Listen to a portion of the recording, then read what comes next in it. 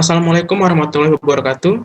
Selamat malam kepada yang terhormat Bapak Taufik Arifin dan teman-teman sekalian. Pada kesempatan hari ini, kami dari kelompok 2 akan mempresentasikan hasil analisis laporan keuangan dari PT Indofood Sukses Makmur. Sebelum melangkah lebih jauh, perkenankan saya untuk memperkenalkan teman-teman saya terlebih dahulu. Yang pertama ada Hamdan Firdaus, Titian Dwi Arianti, Valencia Favita, dan Yosafat Benar Putra Rianto. Jadi next.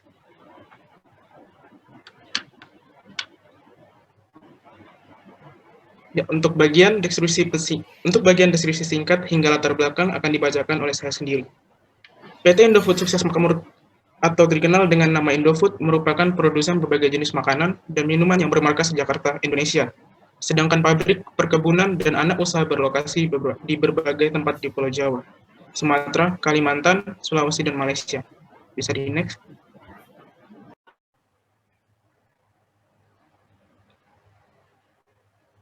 Dan melalui berikut ada profil singkat dari PT Indofood Sukses Makmur. Didirikan oleh Sudono Salim pada tahun 14 Agustus 1990 dengan CEO Bapak Sudono Salim juga, dimiliki oleh Salim Group berkantor pusat di Jakarta Pusat. Berikut merupakan visi dan misi. Saya berikan waktu bagi audien untuk membacanya sebentar.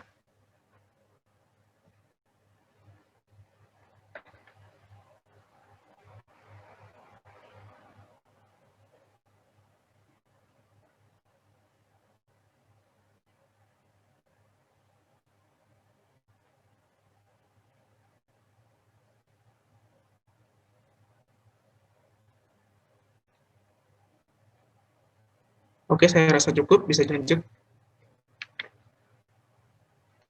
Selanjutnya ada struktur manajemen dari PT Indofood Sukses Makmur.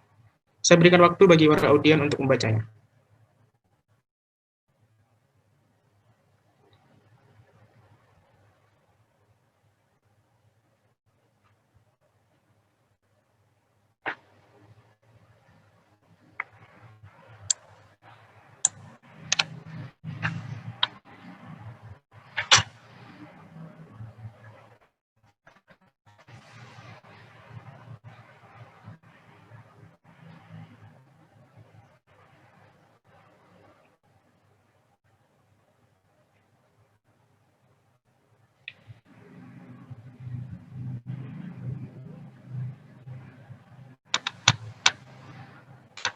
Oke, bisa dilanjut. Selanjutnya ada kelompok usaha strategis yang melengkapi bagian dari PT Indofood Sukses Makmur. Yang pertama ada produk konsumen bermerek atau CBP. CBP merupakan salah satu produsen makanan dalam kemasan terkemuka di Indonesia yang memiliki berbagai jenis produk makanan dan minuman dalam kemasan, seperti mie instan, penyedap makanan, nutrisi, dan makanan khusus, makanan ringan, dan dairy, serta minuman. Berbagai merek produk ICBP merupakan merek-merek yang terkemuka dan dikenal di Indonesia untuk makanan dalam kemasan seperti pop mie, sarimi, mie kuat, bumbu racik, sambal Indofood, ketela, Citos, Doritos, Citato, Sun, Promila, dan lain-lain. Untuk minuman seperti Ichi, Ocha, Club, dan Frutamin. Selanjutnya, yang kedua ada Bogasari. Bogasari memiliki kegiatan usaha utama memproduksi tepung terigu dan pasta. Kegiatan usahanya dilaksanakan oleh PT Bogasari Flour Mills. Beberapa merek yang terkemuka dan dikenal di Indonesia, yaitu tepung terigu cakra kembar, tepung terigu segitiga biru, tepung terigu kunci biru, La Fonte pasta, La Fonte proto, La Fonte saus pasta, dan lain-lain. Selanjutnya, ada agribisnis yang merupakan kegiatan usaha utama grup ini, meliputi penelitian dan pengembangan, pembibitan, pemuliaan dan pengolahan kelapa sawit, hingga produksi dan pemasaran minyak goreng, margarin, dan shortening bermerek. Di samping itu, kegiatan usaha grup ini juga mencakup pemuliaan dan pengolahan karet dan tebu serta tanaman lainnya. Selanjutnya ada distribusi. Grup ini mendistribusikan hampir seluruh produk konsumen Indofood dan anak-anak perusahaannya, serta berbagai produk pihak. Jadi next.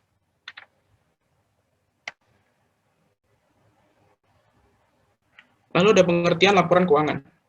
Laporan keuangan adalah catatan informasi keuangan suatu perusahaan pada suatu periode akuntansi yang dapat digunakan untuk menggambarkan kinerja perusahaan tersebut.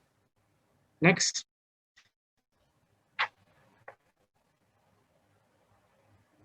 Berikutnya adalah latar belakang laporan keuangan. Laporan keuangan merupakan salah satu syarat agar perusahaan terdaftar di Bursa Efek Indonesia. Tujuan laporan keuangan menurut kerangka dasar penyusunan dan penyajian laporan keuangan atau KDPPLK oleh Ikatan Akuntan Indonesia adalah menyediakan informasi mengenai posisi keuangan, kinerja keuangan, serta arus kas suatu entitas untuk digunakan oleh pengguna dalam pengambilan keputusan ekonomi. Next. Dalam pengambilan suatu keputusan besar dalam sebuah perusahaan, tidak serta-merta hanya dengan melihat secara fisik keadaan perusahaan tersebut. Dibutuhkan banyak pertimbangan dalam pengambilan keputusan tersebut, terutama dalam keputusan dalam ekonomi yang menyangkut posisi keuangan, kinerja, serta perubahan posisi keuangan dalam sebuah perusahaan. Analisis laporan keuangan atau financial statement analysis merupakan salah satu alat yang bertujuan untuk menghasilkan estimasi dan kesimpulan yang bermanfaat dalam pengambilan keputusan sebuah perusahaan yang berlandaskan dengan data-data dari laporan keuangan perusahaan tersebut.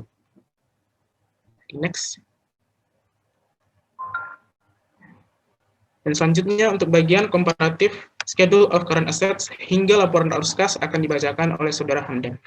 Saya persilakan pada Saudara Hamdan. Baik, terima kasih kepada moderator yang sudah mempersilahkan kepada saya untuk membacakan. Di sini saya akan bacakan mengenai laporan keuangan ya, laporan keuangan pada tahun 2018 hingga 2019 yang menggunakan salah satu metode yaitu Comparative Schedule of Current Assets. Nah, sebelumnya, sebelum masuk ke laporan keuangannya, ini ada pengertian mengenai metode komparatif atau perbandingan. Nah, metode ini digunakan dengan cara menggunakan angka-angka dalam laporan keuangan tersebut dan kemudian dibandingkan ya dengan angka-angka yang ada di laporan keuangan tahun sebelumnya. Jadi untuk misalkan pada tahun ini kita sudah memiliki data mengenai laporan keuangan tersebut dan kemudian kita bandingkan dengan laporan keuangan tahun sebelumnya. Hal tersebut bertujuan untuk kita dapat mengetahui seberapa baiknya kinerja perusahaan itu. Seperti itu. Nah, ini teman-teman, ini merupakan salah satu laporan keuangan. Yang pertama itu ada laporan neraca ya. Jadi, laporan neraca itu berisi mengenai aset dan ada liabilitas dan juga ekuitas ya. Nah, di sini kami sudah sedikit menganalisis ya mengenai peningkatan ataupun penurunan ya dari tahun 2018 ke 2019 atau 2019 ke 2018. Seperti contohnya di sini ada saya akan menyebutkan ada kas dan setara kas ya. Pada tahun 2018 itu ada sejumlah kas masuk sebesar Rp8.809.253. Terjadi peningkatan sebesar 56%. Dan itu setara dengan Rp4.935.865, sehingga menyebabkan pada tahun 2019 kas atau setara kas dan setara kas itu memiliki angka yaitu Rp13.745.118. Nah, begitu pula dengan investasi jangka pendek ya. Investasi jangka pendek di sini mengalami penurunan sebesar 98%. Hampir 100% ya, sangat besar sekali.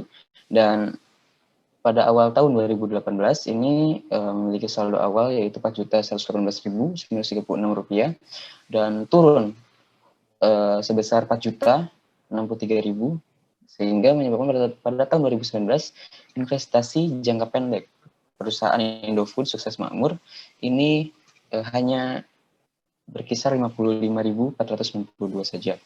Dan di sini kami sudah menggolongkan ya dan menganalisis juga akun-akun mana saja yang mengalami peningkatan dan juga penurunan. Dan di sini total asetnya seperti yang kita ketahui bahwa pada tahun 2018 itu PT Indofood itu memiliki aset sebesar Rp96.537. Namun pada tahun 2019 itu turun ya, turun sebesar 339.237 atau setara dengan 0,35%. Selanjutnya, ini merupakan laporan liabilitasnya ya, liabilitas dan ekuitasnya. Sama seperti aset tadi, kami di sini sudah menggolongkan juga menganalisis mengenai liabilitas, penurunan atau peningkatan liabilitas dan ekuitasnya. Untuk selanjutnya, ini kami sudah memiliki interpretasi data ya, ada 5 buah. Yang pertama itu, poin pertama adalah total aset lancar pada tahun 2018 itu ada 33.272.618 rupiah, dan pada tahun 2019 sebesar 31.403.445 rupiah. Nah, sedangkan kewajiban lancarnya pada tahun 2018 itu berkisar 31.204.102 rupiah, dan pada tahun 2019 itu sebesar 24.686.862 rupiah. Nah, hal tersebut menandakan bahwa aset lancar PT Indofood Sukses Makmur ini lebih besar ya daripada hutang lancarnya. Artinya, perusahaan ini memiliki kemampuan untuk membayar seluruh hutang tersebut. Dan perusahaan pada posisi yang liquid ya. Dan kemudian yang kedua ada aset tetap perusahaan itu mengalami kenaikan sebesar Rp684.268. Nah, hal ini menandakan bahwa perusahaan itu bisa membeli atau menambah aset baru. Kemudian utang bank itu terjadi kenaikan sebesar Rp1.640.000, yang artinya aset tetap dilakukan secara kredit itu sebesar Rp684.268. Sedangkan sisa hutang sebesar Rp956.000 kurang lebih digunakan itu untuk kegiatan operasional lainnya ya, seperti yang tertera pada poin 4. Nah, kemudian yang selanjutnya ada kas mengalami peningkatan sebesar Rp4.935.000 atau 56%. Nah, penambahan kas ini berasal dari piutang usaha sebesar Rp130.000 dan bukan usaha sebesar Rp620.000. Persediaan ini menurun ya, tadi sudah ada di laporan keuangan juga, kemudian mempengaruhi juga kenaikan kasnya itu sendiri.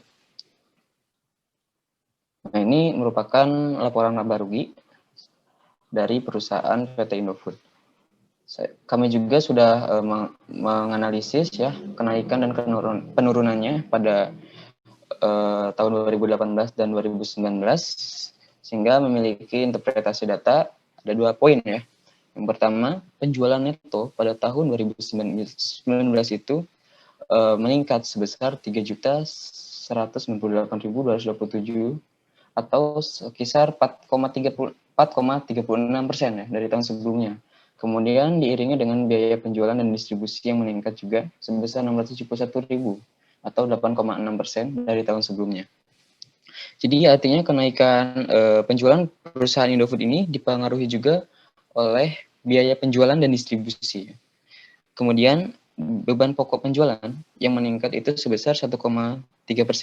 Hal tersebut menandakan bahwa perusahaan itu lebih efektif dalam melakukan pekerjaannya atau memiliki kinerja yang baik karena hanya meningkatkan beban pokok penjualan sebesar 1,3%. Untuk selanjutnya, ini ada laporan perubahan ekuitas ya, atau perubahan modal ya dari perusahaan Indofood. Nah, di sini sudah ada data pada tahun 2017, 2018, dan 2019 ya. Jadi, tujuan dari laporan perubahan ekuitas ini yang pertama adalah untuk mengetahui ya perubahan modal dari tahun ke tahun perusahaan itu, dan tentunya perubahan tersebut juga dipengaruhi oleh beberapa variabel, diantaranya ada hal-hal yang tersebut yang ada di slide. Dapat kita simpulkan bahwa pada tahun 2017 ke 2018 itu banyak memiliki perubahan ya. Banyak memiliki perubahan. Yang pertama itu tahun 2017 itu total ekuitasnya ada 47.102 Rp47.102. Kemudian ada peningkatan sebesar 2.000 menjadi 49.000, dan pada tahun 2019 itu terjadi peningkatan modal menjadi 54.000. Nah, kemudian ini ada laporan arus kas. Nah, laporan arus kas ini jadi merupakan sumber penerimaan ya yang diterima perusahaan Indofood ya, yang kita bisa lihat ada penerimaan dari utang jangka pendek. Di sini ada dari utang bank ya jangka panjang, kemudian ada kontribusi modal dan muka dan sebagainya. Itu banyak sekali.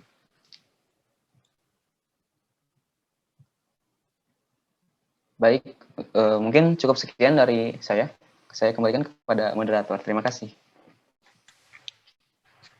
Terima kasih atas penjelasannya dari Saudara Hamdan. Selanjutnya kita akan masuk dalam analisis rasio keuangan yang akan dibacakan oleh Saudari Valencia. Terima kasih moderator. Di sini saya akan membacakan analisis rasio keuangan. Next. Yang pertama adalah rasio profitabilitas. Analisis profitabilitas berisi mengenai rasio untuk mengukur seberapa besar kemampuan perusahaan memperoleh laba dalam hubungannya dengan nilai penjualan, aktiva, dan modal sendiri. Next. Dalam rasio profitabilitas, kita mencari 3 hal, yaitu yang pertama, net profit margin atau NPM. NPM sendiri dengan rumus laba bersih dibagi pendapatan dikali 100%. Pada tahun 2018, NPM perusahaan Indofood Sukses Makmur Tbk sebesar 6,76%. Pada tahun 2019, NPM PT Indofood Sukses Makmur Tbk sebesar 7,70%. Rasio ini menunjukkan keuntungan bersih per rupiah penjualan. Hal ini menunjukkan bahwa laba bersih setelah pajak yang dicapai perusahaan pada tahun 2019 naik, mengindikasikan bahwa laba bersih dari setiap rupiah yang diperoleh dari penjualannya meningkat. Yang kedua, return on asset atau ROA. ROA dengan rumus laba bersih dibagi total aktiva dikali 100%. ROA PT Indofood Sukses Makmur Tbk pada tahun 2018 sebesar 5,13%. Sedangkan pada tahun 2019 sebesar 6,13%. Rasio ini menggambarkan kemampuan perusahaan untuk menghasilkan keuntungan dari setiap Rp1 aset yang digunakan. Return on asset tahun 2019 adalah 6,13%. Berarti setiap Rp1 modal menghasilkan keuntungan Rp0,061 untuk semua investor. Nilai ROA yang semakin mendekati 1 berarti semakin baik profitabilitas perusahaan, karena setiap aktiva yang ada dapat menghasilkan laba. Jika mendekati 0, maka tidak baik untuk perusahaan. Yang ketiga adalah return on equity atau ROE. Dengan rumus laba bersih dibagi rata-rata ekuitas dikali 100%. Pada tahun 2018, PT Indofood Sukses Makmur Tbk, ROE-nya adalah 9,94%. Sedangkan pada tahun 2019 sebesar 9,39%. Nilai ROE perusahaan yang menurun mengindikasikan bahwa tingkat penghasilan bersih yang diperoleh pemilik saham atas modal yang diinvestasikan juga menurun. Next. Yang kedua adalah rasio likuiditas. Analisis likuiditas berisi mengenai rasio untuk mengukur kemampuan perusahaan dalam memenuhi kemampuan finansialnya jangka pendek. Next. Rasio likuiditas terbagi menjadi 2, yaitu current ratio dan quick ratio. Current ratio dengan rumus aktiva lancar dibagi hutang lancar dikali 100%. Pada tahun 2018, current ratio PT Indofood Sukses Makmur Tbk sebesar 1,06 US$. Sedangkan pada tahun 2019 sebesar 1,2 US$. Dari perhitungan tersebut, bisa disimpulkan bahwa setiap 1 US dollar hutang lancar dijamin dengan 1,06 aktiva lancar pada tahun 2018 dan 1,2 aktiva lancar pada tahun 2019. Yang kedua adalah quick ratio. Dengan rumus aktiva lancar dikurangi persediaan dibagi hutang lancar dikali 100%. Pada tahun 2018, quick ratio PT Indofood Sukses Makmur Tbk sebesar 0,6 US dollar, sedangkan pada tahun 2019 sebesar 0,8 US dollar. Dari perhitungan tersebut, bisa disimpulkan bahwa setiap 1 US dollar hutang lancar dijamin dengan 0,6 US dollar kas pada tahun 2018 dan 0,8 US dollar pada tahun 2019. Terima kasih. Sekian penjelasan dari saya. Waktu dan tempat saya kembalikan kepada moderator. Terima kasih atas penjelasannya dari Saudari Valencia. Selanjutnya untuk rasio solvabilitas hingga kesimpulan akan dijelaskan oleh Saudari Titin. Waktu saya persilahkan. Ya, terima kasih. Apa suara saya terdengar? Terdengar. Ya. Di sini saya akan menjelaskan rasio solvabilitas. Rasio ini menunjukkan sejauh mana hutang dapat ditutupi oleh aktiva. Semakin kecil rasionya, semakin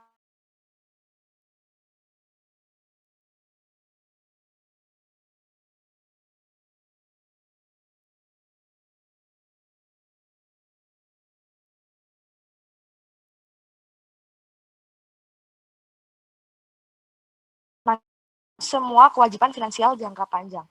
Next.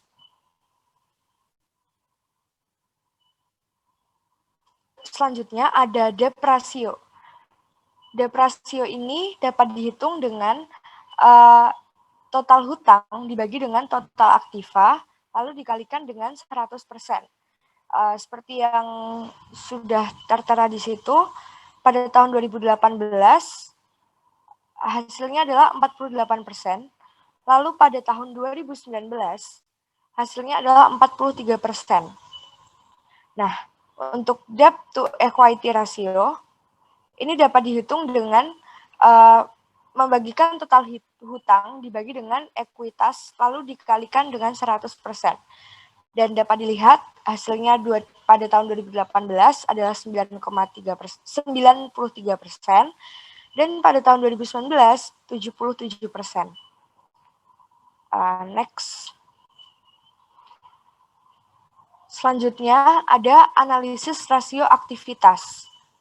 Analisis aktivitas berisi mengenai rasio untuk mengukur seberapa efektif perusahaan dalam memanfaatkan sumber daya yang dimilikinya.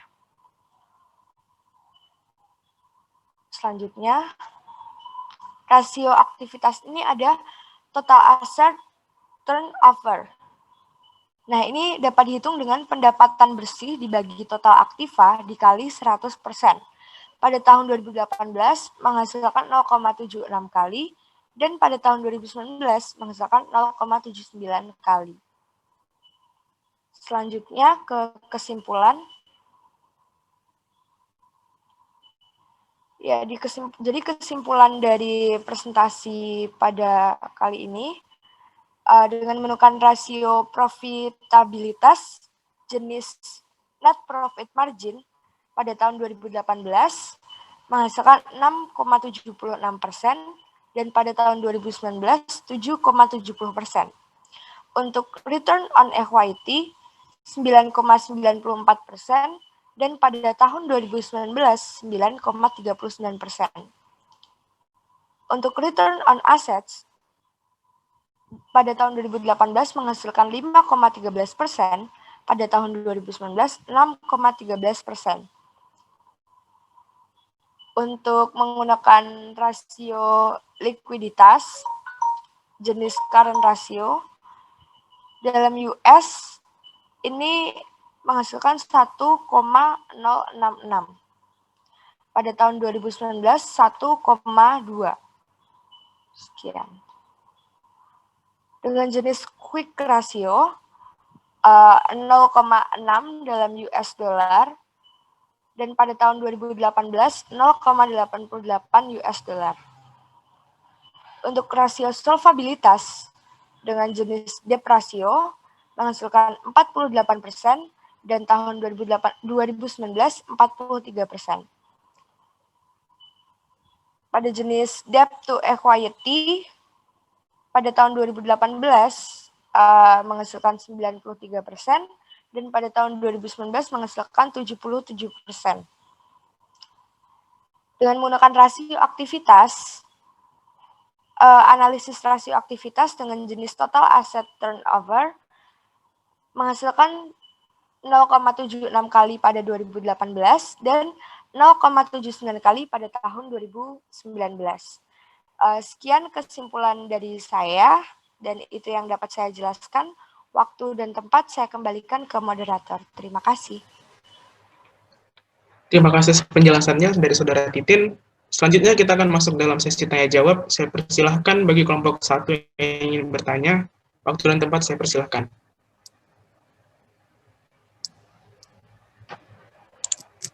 Oke, izin moderator, saya ingin bertanya.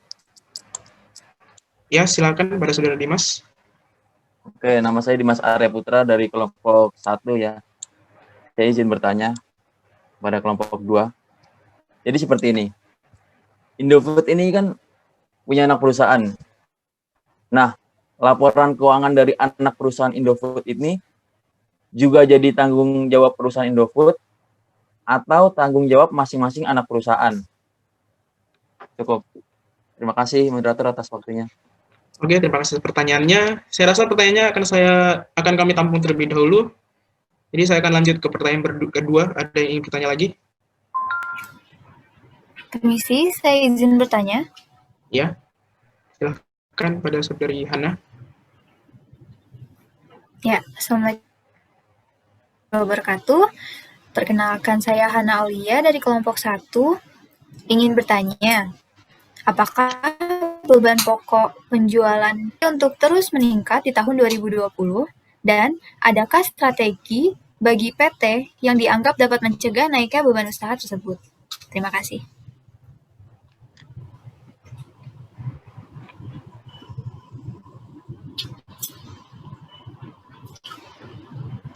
Ya, terima kasih pertanyaannya. Apakah ada lagi pertanyaan pertama? Mungkin saya akan serahkan kepada Saudari Valencia untuk menjawab.